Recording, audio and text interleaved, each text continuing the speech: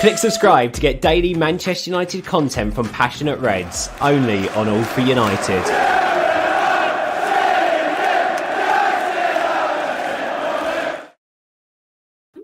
Hello and welcome to All for United with me, John Foster, MUFC. Got lots to talk about tonight. It's been quite a busy day, quite active on my notifications. Every time an announcement's been made, I keep on getting those notifications from the Man United app and Twitter and fellow WhatsApp groups, all these kind of things. So we want to get into them. We do want to talk a bit about Brentford as well and that upcoming game and lots more stuff as well. We want to talk about Stuart's football boots at the end of the show. So want to get into that as well, more than anything.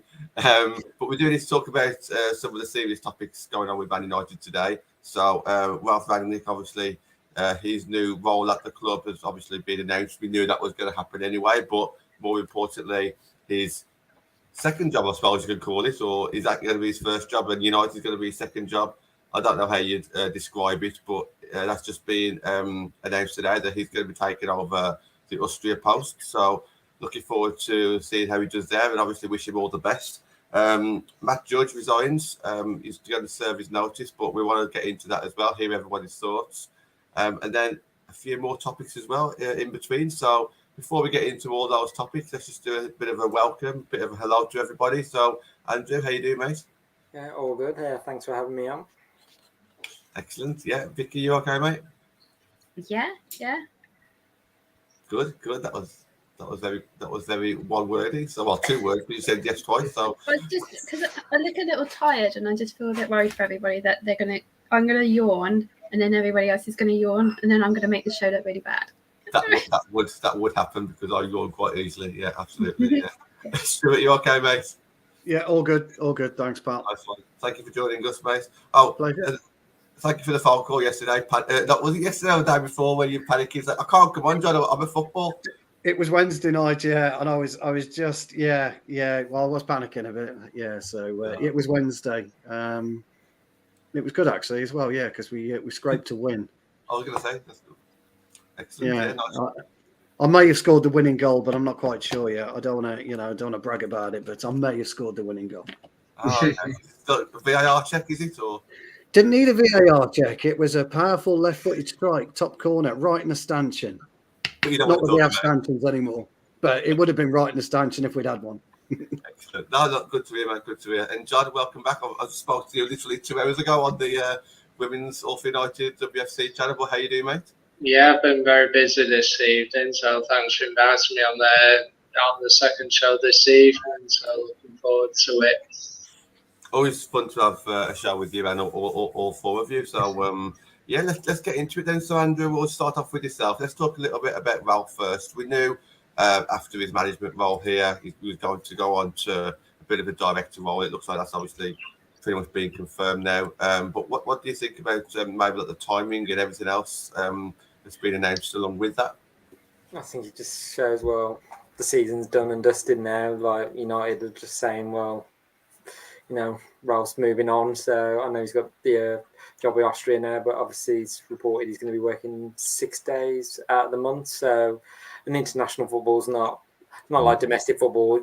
Domestic football's just constant, whereas international football, he can do it in between. But be interesting to see how much influence Rangnick has in those 6 days a month that he's going to have with the club, whether it's just more of a, is it going to be on the recruitment side? Is it going to be more the structure of the club? So it'll be interesting to see, and how much interaction he's going to get with Ten Hag as well. I think he's already said that he hasn't spoken to me yet. So I don't know what that first meeting is going to be like, whether Ten Hag and Rangnick come to decide that, this is not going to work, they part ways, or they could get on like a house on fire. So it'd be interesting to see, over the next course of this 2 years, this consultancy road, what happens with him. So, but let's say we'll have to see what happens now. Yeah, it's true that we're doing next on this. I mean, Andrew actually said the word consultancy role. So it's obviously not going to be like a day-to-day running or anything like that. You can't be that hands-on in like 6 days a month. So, I mean, what are your thoughts on this? It's good to have someone who's very knowledgeable about football above the manager. So obviously, that's obviously a plus. How impactful he'll be on those 6 days. I'm not too sure, really. I mean, if he's got a lot of respect to the club, then those 6 days should be fine, because people would not fear him, but kind of like look forward to his input in those 6 days, I guess. But do you kind of see that short amount of time? Well, I think he's already done the main restructure of the club anyway. I think he's done that over the few months he's been with the club. And you'll see now with all the departures, it's nothing new. You've expected this. He's gone to the board. He's made his recommendations. He's had his chats with the relevant people, and they've decided now is the time to start making waves and bringing new people. So I think from that point of view, the main role is done. I think where he'll really add value is the recruitment side. And we spoke yesterday, didn't he, about the type of player that he's looking for, the type of profile that he's looking for, but also the type of personality. And that's really key in football anyway. You need personality. You need to have the right mix and blend of characters within the squad. I've always played with winners, and that's where we have. But and you've got the odd one or two that don't like to do the dirty work in football is where I used to love it. I used to love to get down dirty and really, mix up the play. But then you got the flair players. So we were like totally the polar opposite. The minute in the current squad, we don't have that type of mix, unfortunately. So we don't have enough flair players. We don't have enough real aggressive footballers. And that's a real problem for us. And that's why we've been so weak and meek and mild this season. There's nobody in there that's willing to put the foot in at the right time, take a booking at the right time, did a professional foul at the right time. We don't have any of that. So I think what Ralph will be looking for is the type of young and hungry players that he knows about within his European scouting networks, and he feels that we can develop into. I'm not going to use the phrase world class because I don't agree with it. I don't think it exists. I don't think a world class player exists. So we can develop players into better players, but not only better players, better men, better people. And I'm hoping that Raniak will instill that into the women's side as well, so we can get not only better players in, but we can get a better structure. And that's what I think he's done. And I know Vicky wants to talk about Matt Judge. So I don't think the Matt Judge departure is anything new. I think it's probably on the card since his old mate Woodward left. As I say, I won't go into that now. So for me, he can combine quite easily international football with 6 days consultancy. I think those 6 days will be at least 6 days per month. I think he'll be doing almost 50-50 in his role. Because international football is about traveling the world and looking at players for Austrian players, Austrian talent. But there's such thing as a laptop, there's such thing as a mobile phone, and there's such thing called broadband. And I'm pretty sure that emails can go backwards and forwards while he's on Austria duty to certain players or certain prospects or certain get your scouts over to here, because I've seen someone I think that would fit the bill. So there's a multitude of things he can do. And I think he's got the tools to do it. If in doubt, always use a fax machine. Well, yes.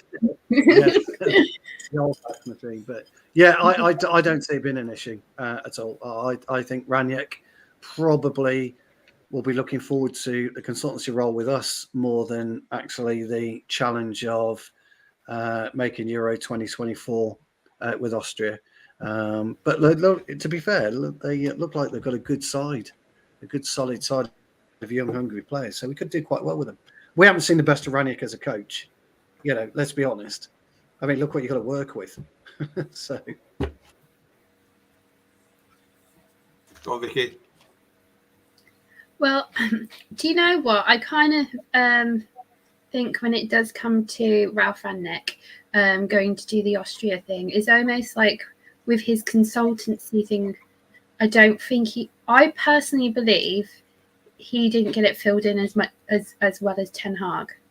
So I think that he just took the job because I think if you look at him, his body language, the way he talks, the way he's like saying things so honestly and everything, but still got the class of not naming names because he's not a Mourinho, but that he's just going, oh well, effort, I'll just go and do this, because I feel like he could be doing something a bit more permanent. But this is just like, I don't want to be here. It's still a bit too toxic at the top end. Even with all the other stuff that's gone on, which I'll mention later, he's just gone, yeah, this is better for me. I'm used to the Austrian league. I know quite a lot of it all. And that's what he's gone for an interest. I mean, the guy is how old? How old is he? 60, 62, and he's 63, something like that. Yeah, so he's in his 60s, wanting to actually do a career that he actually likes. Just before I bring John in on this, Vicky, just one question back at you. Like, do you think this has been in the pipeline for quite a while? The fact that obviously when he first joined the club, he knew he was supposed to go to a director role anyway after the management. But do you think this portion of time has almost been like a bit of a spy kind of role? Like, you know, just learn a little bit about the club first, learn a little bit about your players and the coaching staff, how we run, and then at the end of the season, we'll get you into a more kind of advanced role off the pitch and kind of implement something there. Do you think that's kind of the way it's gone? No, I think the kind of way it's gone is that he thought he was going to be able to lay the groundwork for Ten Hag, and he has done to some respect. But I personally feel like he's not got everything that he's wanted. I mean, players not listening, people don't know whose jobs that they have. So he's like, you know, it's chaos. So I feel like he's just gone, I'm going to go, I don't want this permanent directory job. I want to be like this part-time one, and I'm going to go do something like a team I can probably manage, because they're not a very strong team. You know, they're hardly World Cup leaders at all, anything like that. So yeah, I feel this is like just something for him more than for anything. But I still believe when he goes into on Monday, when he goes into the changing room and they talk about the lineup and the way to play, he will be the most honest, and he will also still be that one person in that changing room that wants the best for Man United, personally. Okay. Yeah. When John, where do you kind of stand on this? Yeah, I think it's interesting with Rangnick. That was one of the few I wasn't really expecting him to do much as a manager during the 6 months of the season. I think it was basically to try and buy time. Unfortunately, we were trying to see out the rest of the season, and it's interesting he's taken over as Austrian manager. He's obviously been an international manager. It's not really hands-on work in the same way as managing a club team, because you only get to spend obviously a month for tournaments, or otherwise it's usually a couple of weeks every month or so, or every 3 months or whatever during the season. So it is possible to do both, I would imagine.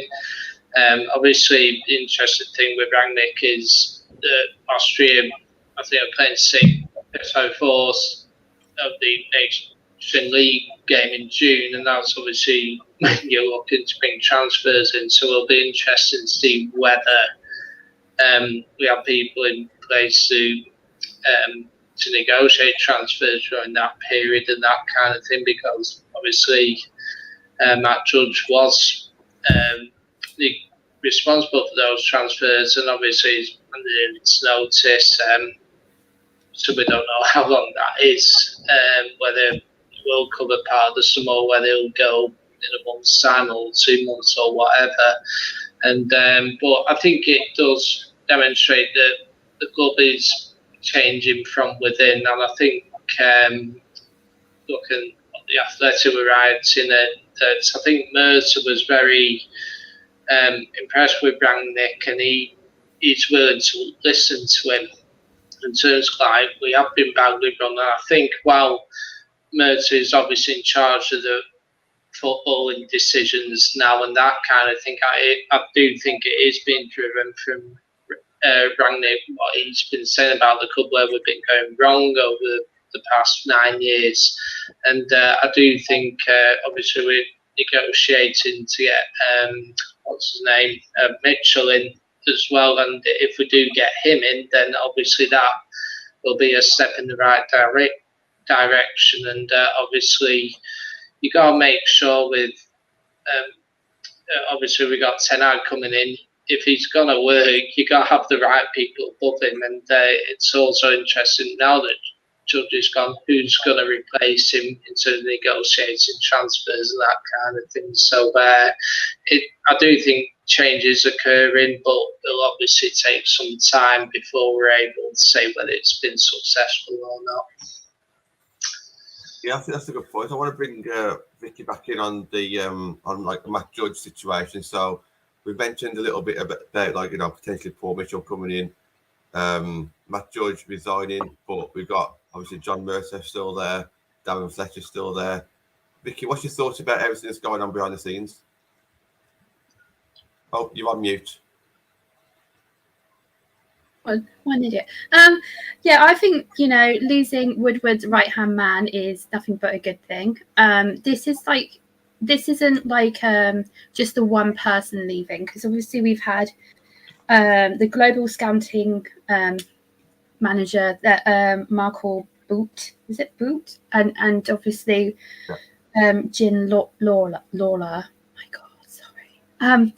They've left. So are we looking at like a massive shake-up in the scouting department? I hope so. I've noticed that when it comes to looking at the scouters, I guess you are saying it's quite normal to have a 50, sort of on the higher end of 50 can be considered as normal, but I don't know if it's actually considered normal today. If I think Liverpool are just like, if you look at their ages, it's not as drastic as that late in age.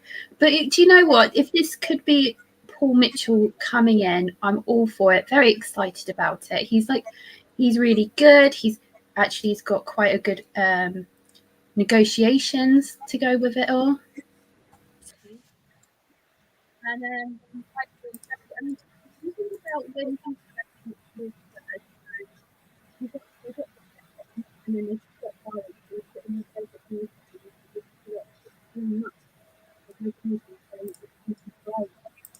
so he did get them done, and look what their son is right now.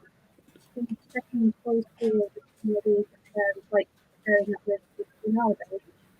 It's going to be a good thing. You know what he's actually young players, he's also looking at players that are not just good players. We could be looking at all around the world, really, because it's kind of weird to notice how the scouting team do like picking big names in Europe. Because even like most of the Brazilians, where else? And I want you to come in on some of Vicky's points. I know Vicky's volume was going a bit in and out there. I don't know if she was having trouble or hanging over your microphone or something. I'm not too sure, but and I think you kind of got the gist of the topics there. No, it's okay. It's okay again now. Just every now and again, he just kind of went into a little bit of silence. But yeah, Andrew, do you want to just kind of jump in on what Vicky was kind of saying there? Yeah, I think I said it backstage. I think United, I think they're doing a clean sweep now. Everything's like, I know we said before in the past, like rebuilds and all this, but now it seems to be like it's gathering pace. This clean sweep, those above, and obviously it's going to be with the squad in the summer as well. And like as mentioned, like Matt Judge, even Vicky's just mentioned, Louis van Gaal said about Matt Judge being Woodward's right-hand man, and one of the most influential figures at the club. Now he's gone, and it seems like John Murtough is leading this new leadership at the club as well. So yeah, I'll be interested to see if the likes of, say, Paul Mitchell, I've heard this might be coming in, and I've just been looking at some of the players he's been involved in bringing into clubs, and I'm thinking the talent he's secured for other clubs. I'm thinking, well, this could be good for us if he comes in as well, because he's bought the likes of been involved in like the transfers of Sadio Mane, Dusan Tadic, who's I think he's still at Ajax at the moment. So as well. Alderweireld as well. Son at Tottenham as well. So, and also I'm just thinking Canate, who's arrived at Liverpool this season. So, be interesting on this recruitment side as well. You know, Paul Mitchell came in, the talent he could bring in, those players that maybe not the finished article yet, but you know, we can develop them and turn them into those great players that we know we can develop. So, but yeah, just say a lot of things are going to be happening over the summer with United, and it's going to be changes from hopefully top to bottom. But well, the ultimate aim would we want to see the Glazers go, but I don't think that's going to happen. So we might have to, you know, settle for like, you know, those below them and down to the squad, you know, all change that way. Yeah, I think too many changes are happening in between management and the board to indicate that the Glazers are looking at going at the moment. That's just my opinion. But Stu, new directors, new coaches, new scouts, new manager, new coaches, presumably new players in the summer. This is kind of what we wanted, isn't it, as United fans? Yeah, I mean it's long overdue, isn't it? The club's been dormant for 10 years, really, and now it's showing some signs of rebirth. We'll just have to see how it goes. It's going to take time. I wouldn't expect. Well, Paul Mitchell, let's put it this way, isn't going to come in and wave his magic wand immediately. Paul Mitchell's, you're not going to see his results until 2 to 3 years down the line. That's the problem. So if fans are looking for instant success, just go and support somebody else for 3 years and then come back and support our great club, because it's not going to happen. Same with Ten Hag. You've got to give him time. You know, he's got to settle in. As I said before, we've got to get the right profile of player, the right attitude of player. There's a whole host of things that need to happen. But I think Vicky makes a good point, actually. And she's talking about age group. And I talk about modernism in football all the time. And that's what Vicky's referring to. I'm an old dinosaur.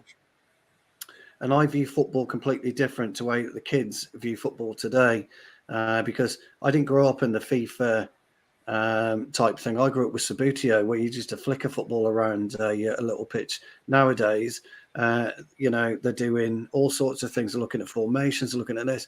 So Vicky's got a point about age in terms of, can a 50-year-old or a 60-year-old scout, can he pick a modern day footballer? And that gets forgotten about, really.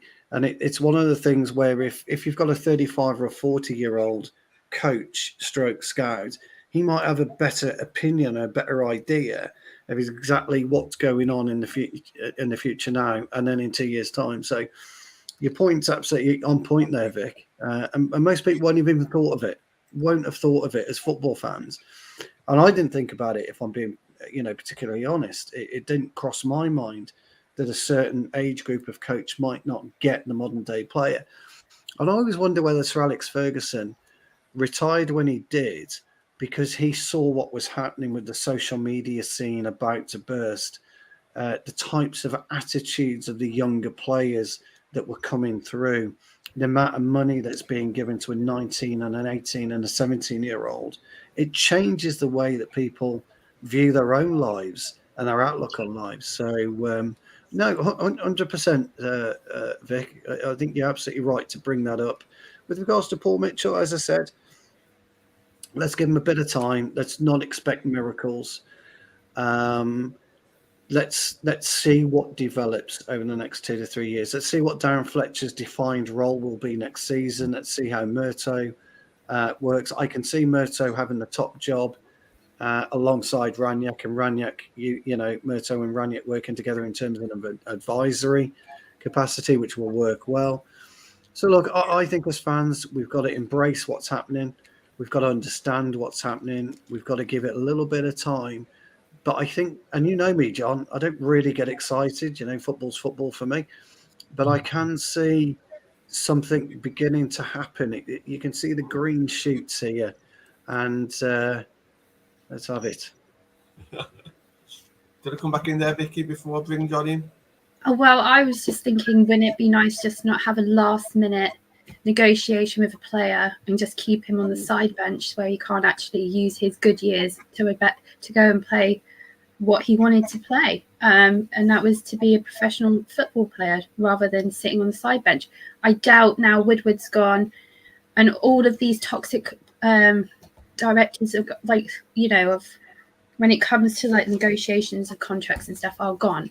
You know, that means, because I think, wasn't it the way that Woodward used to say, he used to build up their contract to keep them, to make them look like a better investment for when they left. Yeah, it was a sell-on thing. Yeah, And that just never worked out for Man United. It never really sort of made this profit that he in his mind he used to think about. It's a bit like holding on to an old car where you're not doing any work to it and just still expecting it to be the same value. But yeah, I mean, I'm so glad that might not be happening anymore. To me, give Paul Mitchell the time, and he has worked with Ten Hag and Rangnick in the Red Bull area, so it just means that everything's pointing in like a smooth, like, wave direction of a tide, and you know, I'd rather it be like a slow, shallow tide rather than a big tide. You know, bring that in next season. Yeah. John, the rest of the panel's really excited about the direction it's going with, like the new directors and the new people behind the scenes. Just what's your thoughts on the whole Matt Judge resignation? Because it has come, I think it's come fairly sudden, to be honest. Yeah, but it's certainly some news that we weren't expecting to come. It goes ties into, you know, the two chief scouts that I think that was announced last week, wasn't it? And that kind of thing. I mean, sort of on Stu's point about, you know, like kind of older people, you know, with a number of years experience identifying their footballers. Say, I mean, take Luden, for example. Not sure if he's chief scout, but he's one of the people who's leaving. He was someone who identified Nemanja Vidic, for example. And he also identified Javier Hernandez as well, you know, so he did a good job then. But unfortunately, in recent years, it appears that they haven't done as well a job in terms of identifying talent. So you need people in there who have maybe a more modern view of the game. And I think Matt Judge has been almost chief negotiator in terms of transfers over recent years, and obviously we've made some really bad decisions in the transfer market. But I think also, I mean, to use the example, like in terms of like fitting a system, that I'll use Liverpool as an example. Jurgen Klopp wanted to sign Julian Brandt because he worked with him at Dortmund, and they thought he'd be great for my system. But then someone at Liverpool taps on the shoulder and it's like, actually, might be up. In terms of your system, you might be better off signing this Mo Salah from Roma. You know, it's that kind of thing that sometimes a manager won't have all knowledge in terms of, like, obviously they'll have the system, but in terms of, like, yes, they'll have an idea what players they will like for the system, but some person with brains behind might think, well, you like this player, yes, they're a good player, but this player might be a better option for you. And this is where I think I like and hope that we're moving towards. It does appear, obviously, that we're changing the way we're doing things, and hopefully it will come to fruition. But like Stu said, it will take time. It'll take 2 to 3 years. It won't be sudden. It won't be immediate, and you can't expect too much to happen over the next year or two. But it is encouraging signs. But at the same time, these people going, you got to make sure you get the right people in, you know. And like I say, it's if you have the right people in place, then within time, hopefully we will be able to compete for the top trophies.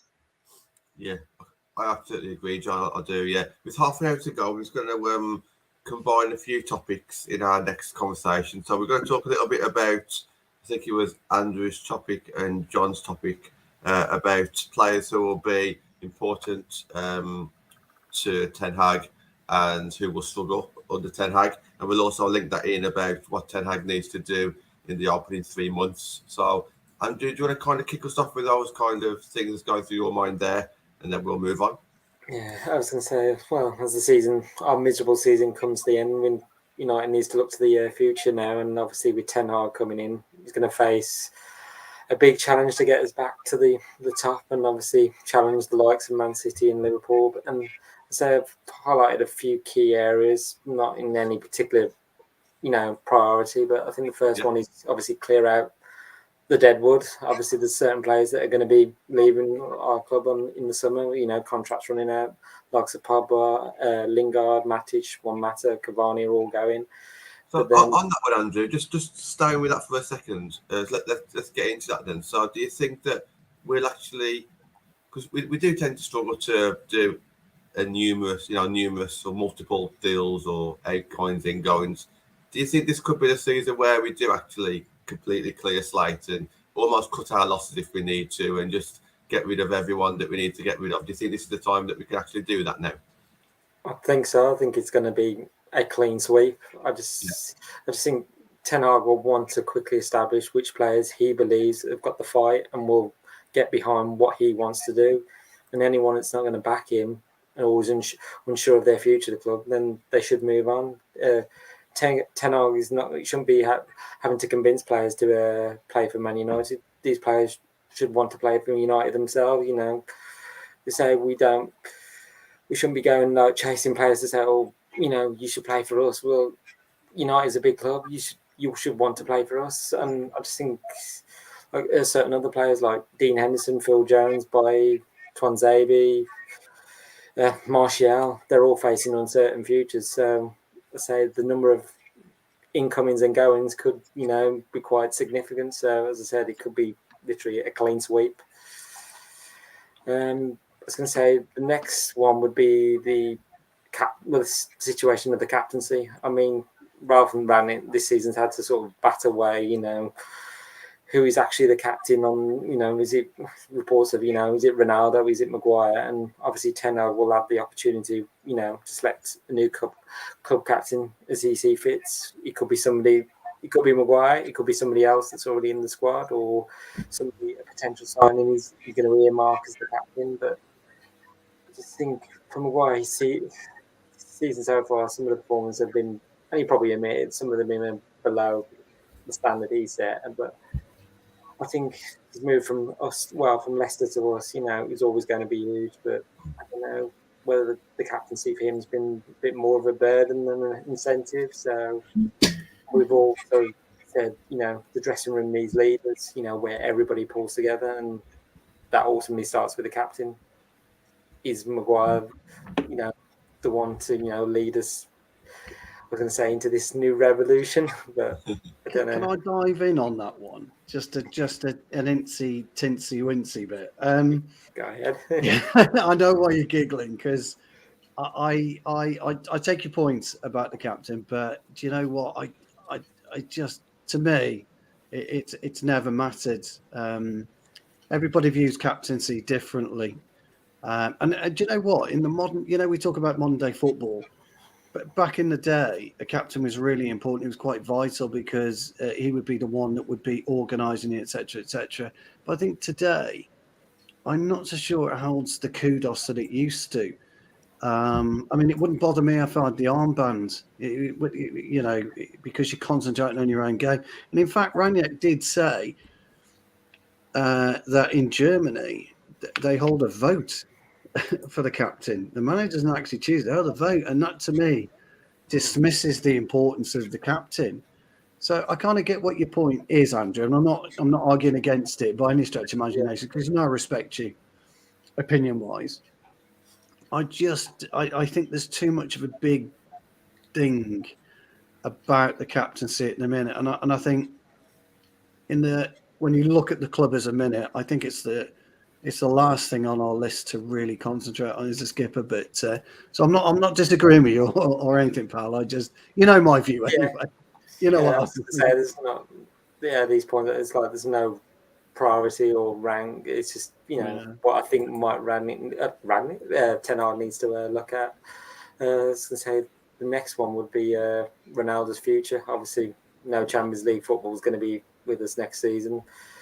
it's, Ronaldo's still got another year left on his contract, and say over the season people have said he's the problem. Well, he's not. Without his goals, then United would be in a worse position. And I agree, he's probably not the long-term solution going forward. And obviously Ten Hag might want to sign, a younger striker. But it'll be interesting, that first meeting between those two. Whether Ten Hag will want to work with him, but Ten Hag doesn't want that distraction through the preseason. Is Ronaldo staying with United or is he going? But it's whether United will find a club that'll be willing to take on Ronaldo's wages and pay a fee for him. But that'll be an interesting one. But I think you mentioned too, Ten Hag also needs to be given time as well and implement, as I say, philosophy. So like when Rangnick came in as interim manager, he wanted that high octane pressing, and the first game we had against Palace, we saw the transformation, but then it just all unravelled, and then the players just, I think switched off and just thought. I always think of Rangnick a bit like a supply teacher. It's like, some of the students will, well, we can get away with a lot of things, and he's only here for a short while. We'll do what we want, but whereas I think with Ten Hag coming in, he'll be willing to axe players if they don't buy into his methods, or I think with Ten Hag, patience is the key in time. Okay, we might have to go through a bit more pain, but the results we should get there in the end. So, and pretty much the last one is like the defensive line. That needs to be tightened up. I know when Rangnick came in, it sort of did improve, but then it's sort of gone away again. I mean, I think we've conceded. I think from what I was reading, I think we're only 7 teams conceding more goals in the Premier League season than us. So it's just like, whereas you look at Ten Hag's Ajax at the moment, they have an impressive defensive record that other Premier League sides would be very happy with. And I think I read earlier, 15 goals from 29 matches. They've conceded Ajax as well. So he'll focus on the defence as well as the attacking football. So it's another area to focus on. So it's just to say these are not, all these points are made are not in any priority. But I say you guys might think there's other areas that Ten Hag might need to focus on. So. Yeah. Well, let me bring Ricky in. So, Deadwood, captain, Ronaldo, obviously needs time and a defence as well. So there's a few topics to get into there. I think we need a whole show just on that. But just thought of it. Do you agree with Andrew's kind of priorities there? The first 4 or 5 things. Yeah.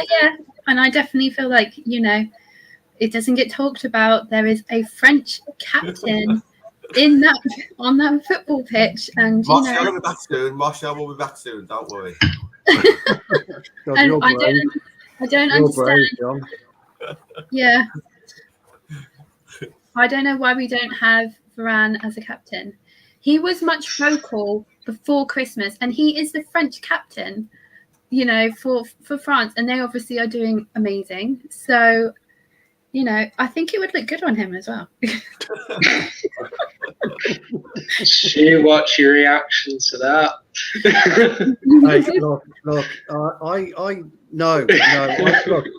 I know when to keep my mouth shut about Varane. Let's put it that way. Yeah, good boy. Yeah.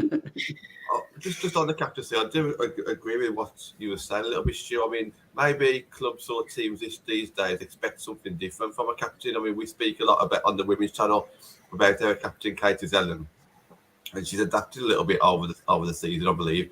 I think she has been a bit more vocal because I think the fans were kind of calling for that. I'm not saying that's the reason for it because she might not even listen to what the fans say, but. Is that the be-all and end-all, or is it the fact that she's probably got the best relationship in the dressing room, and everyone looks up to her on the pitch and in the dressing room? Is that why she's voted? She doesn't necessarily need to be the most vocal, but our captains chose in a different way in this day and age. The thing is about a skipper is I never pay any attention to mine, not once, never did. Well, I was too busy concentrating on my own game. But apart from that, if I'm bollocking the left back, for example, I'm expecting the left back to bollock me back and say, "You know, you're out of position 5 minutes ago. Don't be having a pop at me." I want that type of mentality. That's what and you don't need to be a captain to have that. Like the old days, Stu, like, you know, when we was actually winning trebles and doubles, we had leagues all over the pitch, didn't we? There was arguments between everyone on the pitch. We were at it Wednesday night. You know, if we conceded a soft goal Wednesday night, we're looking at each other. What the fuck are you doing? Well, what are you doing? You know, all you got to do is close them down extra 2 yards. And this is a bunch of amateur footballers. You know, it always amazes me that the kind of role of the captain is going to change and will always change. We have to have one on there, but it doesn't necessarily. It doesn't have that kudos anymore. So David is saying De Gea for captain, but you know, give me a reason. Give me a reason why a certain player would, you know, you would want as captain. Because I promise you now, guys, when you're on there and you're playing and the ball's coming to you, you're not listening to anyone else. You're concentrating on what you're doing in your little segment of play, your little box of play. Am I going to run it 5 yards? Am I going to kick it 20 yards? Am I going to look for a left-footed pass, a right-footed pass? Shall I go right? Shall I go left? You're concentrating on your own game. And you've got players screaming in your ear, wanting the ball off you. You know, so you're not really listening to what goes on. You need if a skipper is on there, you need a centre midfielder to be your captain or a centre half. Those are your two positions where you want a skipper, because those are they've got the peripheral vision around the pitch and can see exactly what's going on. So those two are your key areas. Not necessarily a goalkeeper. I know Lloris does it. De Gea is way too quiet, to be honest, for a skipper, and needs to come out and be more commanding. He just isn't commanding. So for me, I'd like to. Yeah, look, I wouldn't disagree with a centre half, Vic. I'm not saying who, but I wouldn't disagree with a centre half as a captain, because I agree, and a centre midfield. But those days of picking a skipper for a particular reason are gone. He's nothing more today than a coin tosser. Winning what I meant is winning the coin toss at the beginning of the, and maybe giving a bit of a speech in the changing room. But again, I'd be doing my socks up or drinking water or doing anything. but listen, because I'm, each player should be focused is what I'm getting at. So, Vicky, I can see you've unmuted yourself. Do you want to just come back on that one before? I'm in trouble now. I thought Gary Neville made a good. He made a good captain, didn't he? Yeah, he's very vocal, wasn't he, Gary? Gary was very vocal. Gary would be able to say, "Look, there are. Look, let's be honest. There are certain players within our starting 11 at the minute, and if you look at the way that Reece James destroyed us, and the way that Tellez and Rashford or Alanga weren't communicating, that these are the types of players that you need that are like bollocking Rashford, bollocking Alanga. I need you back here. I need you here. I need you here. Reece James has got through. I would be shouting and screaming and bawling. Reece James has got through twice in the last 5 minutes. Why? Get across, put him in row Z or do something, but just halt his play. We didn't do that all game, did we? We didn't do that. And there was a show, I think Andrew was on and Vicky were on earlier. When they were talking, Rachel was talking about how good Reece James was and how bad we are. Actually, Wan-Bissaka, if he, was playing and Reece James was a left-sided player, would have been able to handle Reece James because he knows how to defend one-on-one. But we're just not vocal enough. Look, I'm spitballing here. We're just not vocal enough to get that sorted. And that's why. Go on, sorry. It is very well known that the back four just don't communicate. Yeah, that's right. Yeah. Especially if you're next to Harry Maguire as such, most of the time, I guess you're looking for communication with him. All the time. And he's the one that definitely doesn't talk. I actually have seen Varane, not recently. I got to admit, it was the 82nd minute yesterday that Lindelof actually communicated with another player in the back. That was the only time I saw it. And it was basically, what are you doing in my space? Yeah, That was it. Yeah. Get out of the space. Leave that to me. That's my area. You're exactly right. Maybe we should bring in a specialist for that area. We'll save that for another day, shall we? Write that one down. Yeah. We'll come back to that one. I don't like growing specialists. Go on, John. I know you want to bring in a topic of your own that we just mentioned a little earlier, but just what's your thoughts on what you've just heard? And then obviously bring in how all this can relate to the players next season. Yeah. I think, Stu made some very good points. I don't think the captaincy matters as much as it used to. I think when you think back to when we were successful under Fergie, yeah, you had a captain, but you probably had 6 or 7 captains on the pitch as well, effectively, because like Brian Robson was Captain Marvel, but then when he was injured, Steve Bruce replaced him, and then you had Cantona replace Bruce, and you had King, and you had Gary Neville. They were all captains, great captains in their own right. So I think that was then, obviously, because, like you say, people used to look after their own games and all used to shout at each other and demand that everyone else played well around them and that kind of thing. I think so. When you think of the great captain, you think Keane, you think Pierre, you think John Terry, but you don't. In terms of modern day, the last 10 years, there aren't many people where you say, "Oh, they're a brilliant captain." You don't look at them in the same way as you used to look at like a Robson or a Keane or someone like that. I think maybe Vincent Kompany was possibly the only one in recent times where you say he was a great captain. But and I do feel sorry for Maguire really, because I think he's been tagged for the 80 million, which he's not responsible for, and I think he took on the captaincy when I'm not sure there were many other people who could have taken it at that time, and I think the idea of Rangnick suggested maybe the players voting for their captain at the start of the season might be a good option. Maybe I think Maguire's been victimised in many ways because he's been the captain, because of the 80 million, and I don't think it's through any fault of his own necessarily. That's not to say he hasn't played well this season. He is responsible for his own performances. He hasn't played well this season, John. You're right. He hasn't. He's made a lot of mistakes. He really has. But so is the exactly, whole exactly, and that's my point. But I think because people look to blame someone, they blame Maguire because he's the captain, and people look and think we spent 80 million on him, we need more from him. I think you obviously look to blame certain players when things are not well and that kind of thing. And he has had a bad season, but there have been 5, 6, 7 players who've just been just as bad as him. It's one of them. But I think.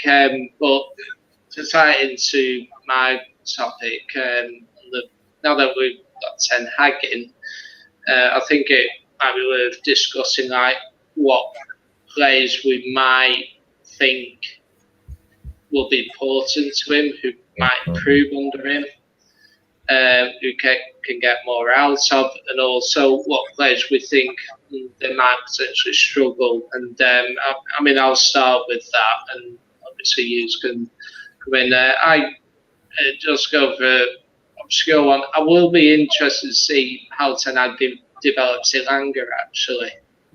Because I think he's one of them that he's obviously come into the first team this season, and he has done well initially, but I think unfortunately in recent times he's because of the rest of the team hasn't been playing well. He's gone under the radar a little bit perhaps, and I'd be interested to see, because I think where Ten Hag has done, he's made something out of a player with like modest ability maybe, and I think Elanga does have good ability, but I will be interested to see how he develops under Ten Hag, to see if he can be a regular player in our squad, not necessarily starting all the time, but maybe someone you can rely to come off the bench sometimes. Maybe start if we're in Europe League, will he be a starter in that kind of thing? And in terms of a player that might struggle, I think it'll be interesting what he does about the goalkeeper. I suspect he might well stick with De Gea, but I think that if he does go with him, I'm not sure.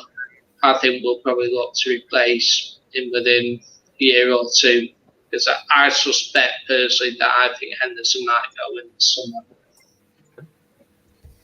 Yeah, I'm just thinking who might benefit most from Ten Hag coming. I think the one I'm interested to see the most and think could improve is Donny van der Beek. I'm just thinking we've all wanted to see, well, when he first came to us, it was like, we're happy we got this player, but then for some odd reason, I remember Ollie saying he's had to adapt to the Premier League and he's, the physicality of it, but Ten Hag and Donny van der Beek, they work together at Ajax, so it'd be Van der Beek will hopefully wanting to rediscover the form that he had with his former club, and obviously he's only had about I think he's only just started 4 Premier League games for us, and now being currently on loan at Everton. I know he's not really lit it up at Everton at the moment, but I think Ten Hag will want to come in and get him back on form. And obviously, whether Paul Pogba, I don't know,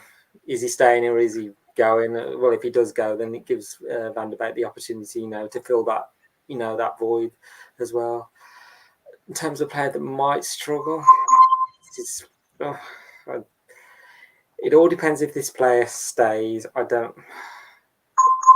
Martial, I don't know if I don't know whether can he adapt to what Ten Hag wants. I know he's one that's like very say in terms of like the pressing. You all go together. Is Martial one of those that will?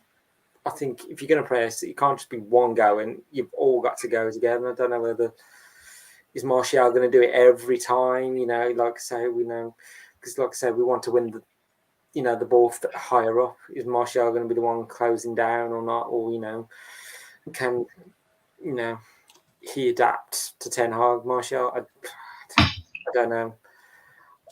See Martial, he's very up and down. He's like we've never quite seen the very best of him. I don't know whether Ten Hag can, rediscover, the Martial that first came to us, what we paid all that money for. I just don't know. So, yeah, we'll see what happens with Martial in the summer, whether he's still with us and what Ten Hag can do with him or not. I agree with the names that's been given. I'll get Stuart in a second. I think I've got to think of Rashford because he's just so not on form at the moment, and we know what he can do. So for me, as a positive, I think he's the one that could probably benefit the most because the nicest way possible, it can't get much worse at the moment when it comes to the criticism that he's getting and the bad form that he's on.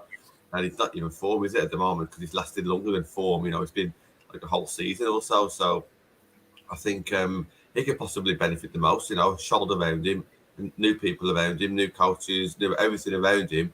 He can hopefully just somehow wipe the slate clean with people looking after him. Who he can really open up to and just whatever he needs.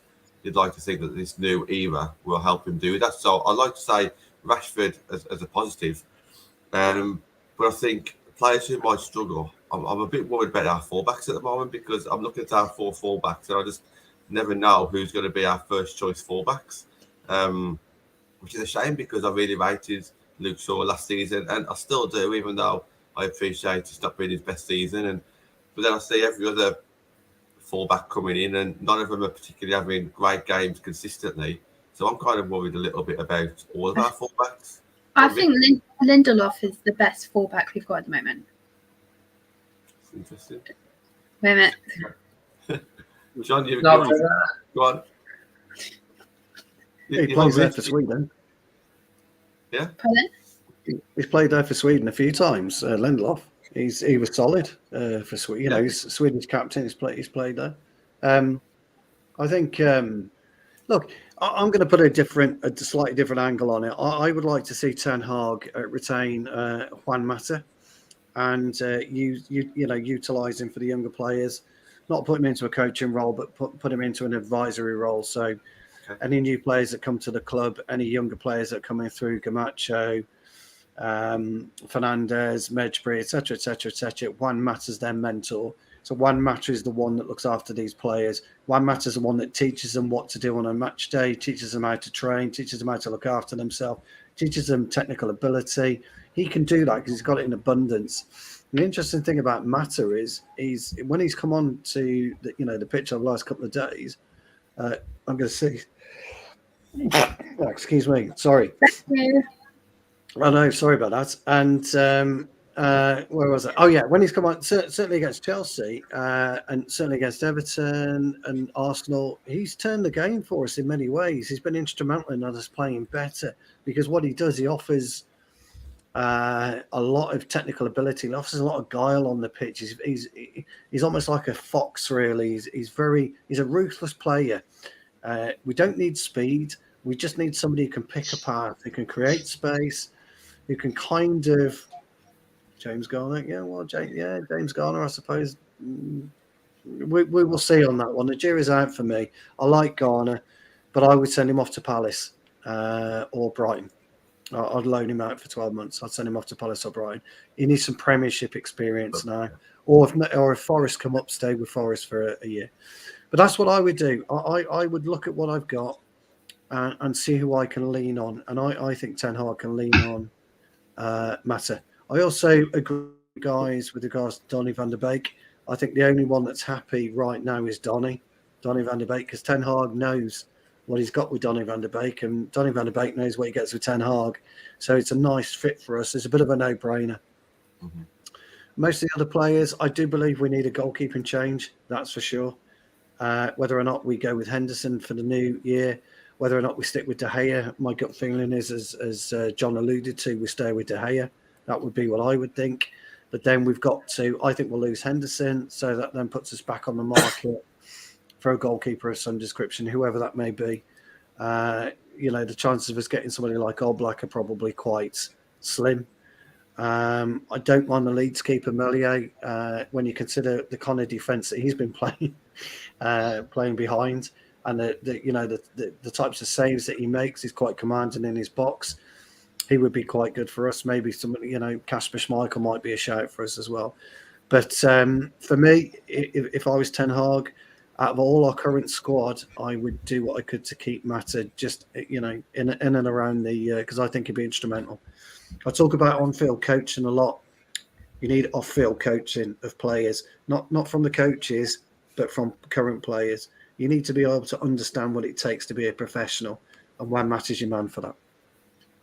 Good point.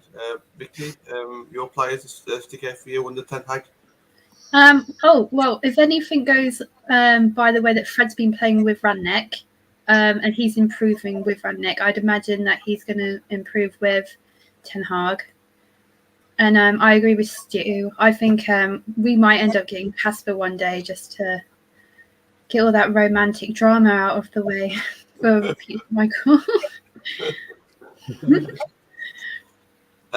We got a couple more topics. So I appreciate we're running a little bit short on time, but we have said that we'll discuss the Brentford game a little bit. So maybe just like a few sentences from everyone about what they expect going into this Brentford game. I did put on James put on the thumbnail about have we kind of checked out already? Have fans kind of dismissed this season? Have the board dismissed this season there? Have the players dismissed it? So I'll just go through that, and then obviously we'll end up with something from Stuart as well. So Andy, just started off with yourself. What are you kind of expecting from the players and the fans in this? Well, not just the Brentford game now. Let's just open it up for the rest of the season. That's sad. I like those United players to go out and play with a bit of pride on Monday night and come away with the victory, because I don't want to be fancying trudging out at 10 o'clock at night and we've lost our final home game of the season. I know with some of those players and probably some of us fans have mentally checked out and like the season's done. There's nothing left to play for. But we're Man United. We should be going out there to win the game. So I'm just thinking, those players should, as there's nothing to play for, go out there and play with a bit of freedom. Show us what you can do. Don't just, like last night against Chelsea, I could see just no urgency or intensity. I just thought last night's games against Chelsea before, they've had that such intensity, tackles were flying in and, and lots of goals as well. Last night, it just went flat, and especially the first half in terms of like the atmosphere, and obviously second half it picked up because Chelsea scored and then we hit straight back, but then it just all went a bit flat again. So I just think, those on Monday, I'd just like to see those players give us something, some hope and something to cheer about. So, yeah, John, your thoughts on the remaining games? Yeah, I agree with a lot of what Andy said. Obviously, final home game, you want to try and go out with a bang at Old Trafford. Obviously, yesterday, I'd say slightly different to a lot of people. Yeah, we didn't play well yesterday, and I kind of think we ought to impress really. But having said that, we did get a point, and sometimes you obviously we're very negative at the moment, but sometimes you got to take the slightest positive where you can. I think obviously drawing to Chelsea is, in retrospect, not a bad result, and Stu and I have the opinion we prefer some kind of European football to no European football, and you never know. That point might be the difference between us getting Europa League or Conference League or Europe or no Europe. So I think, in retrospect, yes, we didn't play well, but I think we did show a little bit of fight. That's what I would say, to go 1-0 down and to respond quickly to get it back to 1-1 and that kind of thing. So I think that it does show a little bit. And we were a bit unlucky at Arsenal as well. Another day we might have got something there. But I just think you just want to see us have a good game, with that kind of thing. If it's might be too much to ask at the moment, but you just want us to have a game where we do play well for 90 minutes. And I wouldn't be totally against bringing, not necessarily starting, but maybe seeing a couple of the youngsters come in, because if it's final home game, if you were to if you brought on Garnacho, maybe on again, that might give the fans a little bit of a lift. Say like, we got to see a couple of youngsters today, that kind of thing. And obviously, I'm a believer in that you always have something to play for. The season is not over as much as we want to be. It's not over.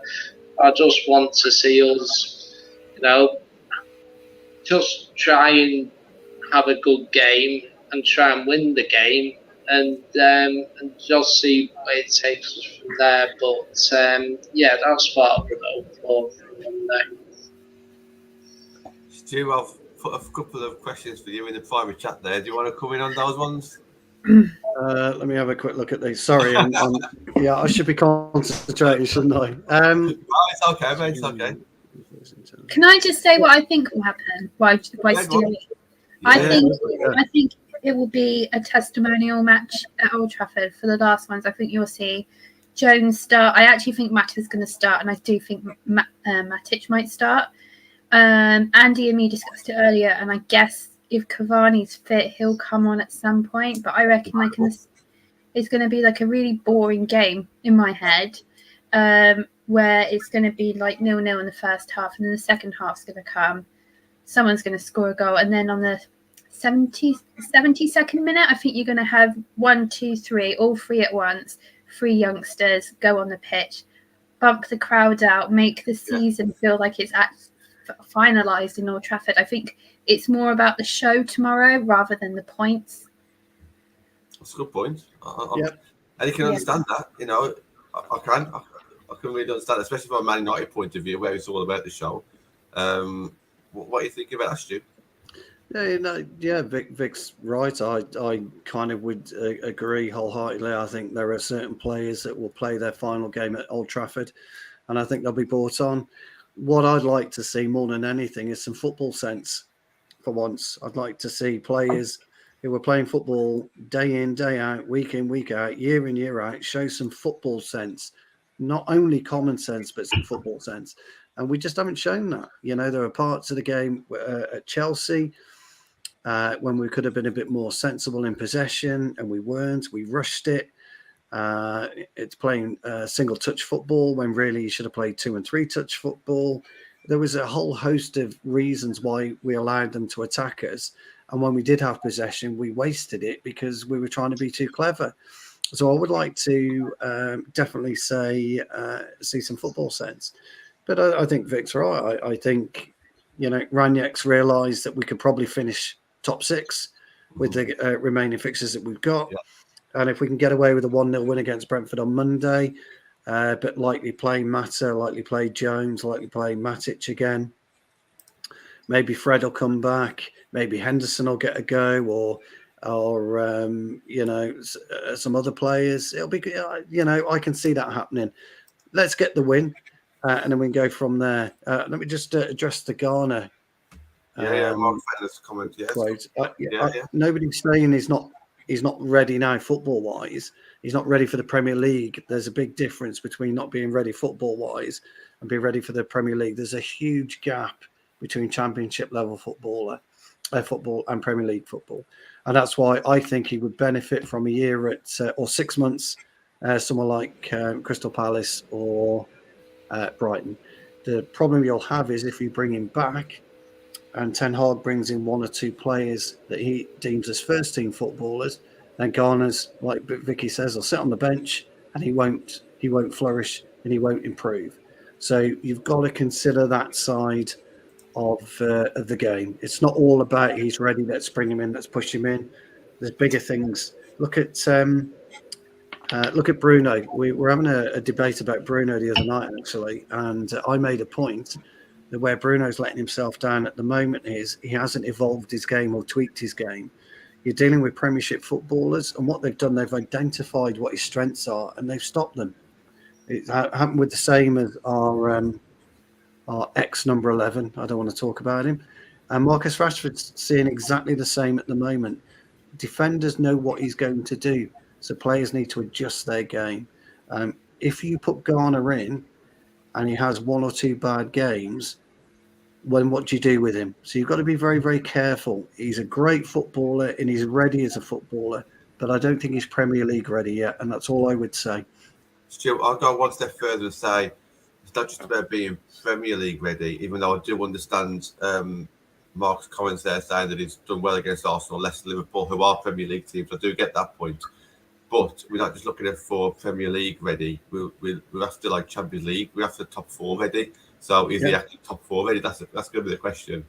Yeah. So I can see both sides of that.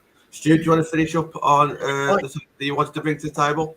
I do. I just wanted a bit of fun, really. Wait a minute. Are we all sitting comfortably? Yes, because it's. I'm going to top my drink up there for the last. I've been trying to get a debate going for ages on this channel about your favourite football boots and what were the very first football boots you wore when you were a kid, and I can remember mine like they were yesterday because I'm a huge fan of Adidas, as you probably guessed. Yeah, as you probably guessed. And my very first boots were Klaus Fischer's, and my parents couldn't afford a brand new pair. So they got me these second-hand boots, and they're the best things ever. I used to clean them all the time with dubbing. The kids won't know what dubbing is, but you used to have to protect your leather back in the 80s, in the late 70s. You have to protect your leather with boots because they get dry and they'd be awful. Yeah, Puma Maradona, absolutely amazing boots. Copper Mundials, I still wear. I wear Copper Mundials today. Along with some World Cups. I also had a pair, I don't know if anyone remembers, New Balance Robson Pro. So back in the day, New Balance were, Brian Robson was sponsored by New Balance. I had a pair of those. I remember seeing the adverts of those. Yeah, I had a pair of those Robson Pro. They were good, but those were my very first football boots, and I've been trying to get this debate going forever because there are some people who like the modern day boots. I think the modern day boot's too light. I've had issues with the modern day boot when I've tried them. I prefer a much sturdier leather boot. I tended to wear multi studs now, multi ground boots rather than. I wanted to ask you a bit about this. Sorry to interrupt, but it's about what you're talking about anyway. It's been ages since I wore football boots. It's probably been 15 years or so since I wore football boots. But so I haven't even looked at buying any. But the studs, what you were just about to go into there, just tell us a little bit about how they might have changed over the years since I was back at school to what we've got now. Well, the boots were much heavier. They were much sturdier back in the 80s. The only problem was that the pitches were terrible. So if the leather got wet and you didn't do anything about it, the next time you put it on, the boots would still be wet and they'd be hard, and it would make it difficult for you to actually feel the ball on your toes. One of the things what they tried to do, I had the very first Craig Johnston Predator. I was the first person in Shropshire to have them. 130 quid I paid for those. And what he did, he developed some fins on the top of the boot for ball control. But the problem was, whenever you took the ball to feet, you couldn't feel it. You couldn't feel the boot on your toes. You couldn't feel the ball. So when you were dribbling with it or you were striking with it, you couldn't feel what it was, what the ball was doing. You couldn't preempt what the ball was doing. So the main difference between football boots from the 80s to today is they're a lot thinner. The material's a lot thinner. They're a lot lighter. Football boots are about 7 or 8 ounces now, believe it or not. I don't know what the weight of them used to be, but they're about 7 or 8 ounces now. They're not made from leather particularly. They're made from a light synthetic material. But what they're designed to do is mold to your foot. Now, I don't think they ever did. My Copa Mundials I've had for 5 years now, and they fit me like an absolute glove. I put them on, 2 pairs of socks. I tie them up correctly, and it's absolutely brilliant. That's it, Mark. I used to rub dubbing on it, pal. Used to. And that's the main difference. They're more lightness. They talk about technology all the time. The amount of times, if I was wearing my World Cups, the amount of times I'd take the pitch and it'd be raining, it'd be snowing or whatever, and I'd come off and I'd be missing 2 or 3 studs. Stuff like that, which was great. So you'd have to go to your local sports shop, buy your studs. You don't get that anymore. The way that everything is molded, the stud pattern is there, it's designed in a wintel and stuff like that. So that is your main difference anyway. Stu, did you wear black boots and let your football do the talking for you? Yes, although I will, and Benny will be really disappointed. But I really, unfortunately, had to. A little bit in my career, I've had some white boots, but I had some white Copa Mundials when they were, but anyway, we won't go into that. But yes, I'm black boots, yeah. Now, my lad, he would have all the colours going. I mean, every single colour going. He's had pink, white, green, yellow, orange. Those some gold ones. When you mentioned this subject, I actually just Googled just a few football boots these days. I saw some gold, black, white ones. I will admit, I was bought a pair of chrome football boots, but I never ever wore them. Okay. Because there's a couple of things I used to think. If somebody was wearing pink football boots, he's having it. Anyone who's wearing his socks over his knees, he's having it. Anyone that was wearing a ponytail, he's having it. And everyone that was wearing tights, he's having it. So that used to be my criteria for when I was playing centre half. So. Go on, Vicky. Oh, okay. I used to own a pair of Gareth Southgates that I had to share with my twin sister when we had to be Well, he missed the penalty against Germany. Yeah, I know. I think I might have missed it and all wearing them. That's my story, and I'm sticking to it. Go on, John. Sorry. Before I do I do remember I used to work at the Mega Store, but I and this was when it was owned by Nike, and they used to have like trainer section or have all the different Nike trainers, and they used obviously different ones. You have your Mercurials, which were designed for like the people basically like to run, at pace and all that. Ronaldo wore them. Your You're talking about T90s, materials. That's it. No, the T90s, old school. Yeah, that Rooney used to wear them. Rooney used to wear them for Balfour Strike. CTRs as well. They were good. Someone used to call them the playmaker shoes because the playmakers, I think Iniesta used to wear them. I think Xavi might have done as well. In terms of I can't remember exactly the first boots I wore. One of the first ones I wore were Adidas Predator stuff. Yeah. They were really good ones from what I can remember. I used to bang them in and all that.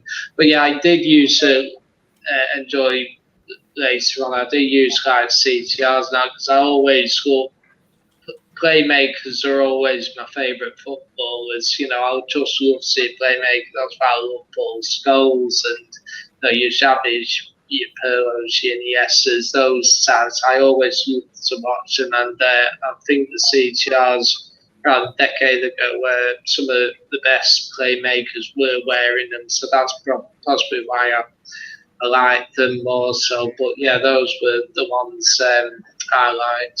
So. Yeah, I've just put in the private chat. For me, I was quite boring, to be honest. I just went for mainly Adidas ones, black with maybe just different colour stripes every now and again. But I guess, I don't know, maybe back in my day, I just didn't really look at it too much. My footballing history wasn't great, to be fair. I was in my primary school. I was in my primary school team, and then when we went to the high school, I was up against 10 other school teams. So I had no chance of getting in. And I always remembered back in the day, to be picked at like school team, you had to be quite either one of two things. You had to be a hard knock, or you had to be the most vocal. I was neither, so I never really played for the high school team. But I must admit, I did play at the park quite a few times. After school, and I was fairly okay. I'm not gonna lie. I could actually. I used to dribble quite a bit. I played left wing, mainly fullback, to be fair, but I could put in a good cross. In fact, I will have to toot my own horn a little bit. I was actually a good crosser of the ball, but that's pretty much it. So I wasn't a great player, but I did have a couple of good attributes. But football boots, I never really looked at it too much back then, if I'm honest. I think my parents got most of them for me. But but if I had to buy some now, I'd definitely probably go a little bit more glamorous. I might even put my name on them. Who knows? So just one quick. David Rush knows this stuff then, because Mizuno are by far the most expensive boots on the market at the minute. 300 quid. He knows this stuff, and they are the most refined kangaroo leather. The only thing is, nobody wears them. Nobody buys and wears Mizuno, so he knows his stuff, Mizuno. The other pair of boots that I never had, and I will admit to wanting, because Arthur Olberston wore them, and that was a Puma Stepstar, and they had a bright, if you Google them, they had a bright orange stroke red sole, but they're the first boot to have the inner kind of arch. They got a slight inner arch on the side of the boot for comfort. Puma Stepstar, Arthur Olberston. Oh, Patrick Platini, Patrick Laudrup, Contrast, and International. They were all good boots. All good boots they were. Andrew, finish up for yourself, mate. Sorry, Andrew. It's all right. I'm trying to remember my first football boots. I'm trying to remember back to, I think it was at school. I'm sure it was the classic Nike, the black boots, with the Nike tick at the side. You had the studs on the bottom. So I just remember playing game after school on the school field, and literally, the pitch was literally that muddy, and just getting stuck in the mud. I was like, these boots are not helping me that much. So those were probably mine that I can remember. I mean, a few years ago, I used to pay $5 but that was like on AstroTurf, so I've still got a pair of boots that are just more for AstroTurf. But yeah, I had the classic Nike football boots. I bet they'd be Tiempos. I'm trying to remember what the. All I know is it was the definitely the black with the night tick at the side. Yeah, that's all I remember about it. When I was growing up, I used to say night tick as well. Oh, look at those Nikes! Best ever trainers. I will stop, I promise. Best ever trainers I ever had weren't Adidas, by the way. They were called, and I don't know if anyone ever remember these. They were called Puma Hard Play, and they were like an AstroTurf boot, and they were tremendous. You had to be cool to pull those off in my day. I'll tell you my favourite story about boots was Paul Scholes on his comeback though. Like when he went to his local sports shop and he spent like £35 on them. It's like, and it was just stand out. It's not the boots, it's what's in them that matters. That's true. Scholes did that. Didn't he do that when he came back? Yeah, that was for the City game that he was going to come back. He didn't have a football show, so he just went to his retail store and he had like a 96% pass accuracy. So, can't argue with that, can you? Anyway, I'll be quiet now, John. Look, we've had an hour and 20-minute show. Look, thank you to everybody in the comments. Thank you to everybody on screen. I think we've got a night off tomorrow, so I think we've got content on Sunday. Well, I'm sure we do. And then obviously the match to look forward to on Monday. Andrew, thank you very much for joining us, mate. If anyone wants to follow you on Twitter, how can people go about doing that, mate? Yeah, you can follow me at Andrew_Wall. Awesome. Nice one. And I'll see you on, what day is today? Friday. Is it Friday? Thursday. Yeah. Friday? It's Friday. So I'll see you Sunday at the Man United women's game. Yeah, Vicky, if anyone wants to chat to you on Twitter or read all your posts, how can people go about doing that? Oh, well, I guess they can follow me if they want, but I don't really like go into go and follow me. All you've got to hear is all about cat stuff at the moment. 100%, yeah. And that's not a bad thing, by the way. That's not a bad thing at all. Stu, thank you for joining us, mate. People go away following you. If anybody wants to be bored, they can follow me at Stu Woolley. Next time, the topic will be the greatest ever football, and there's only one.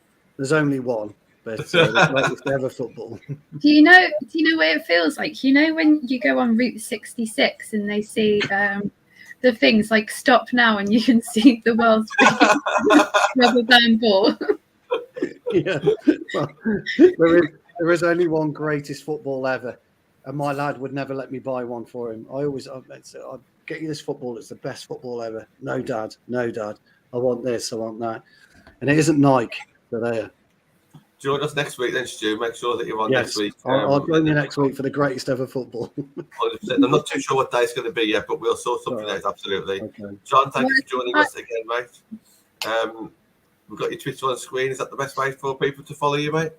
Yes, it's John_Go2 on Twitter. So if you equally want to be bored, because I don't tweet often. Thank you, John. And follow us on our women's account as well, All for United WFC, if you want to learn a bit more about our women's football content. We do go live about 5-6 times every evening as well. Every evening, that's right, yeah, of the week. And that's about it, guys. So thank you very much. I wish I'll see you again soon.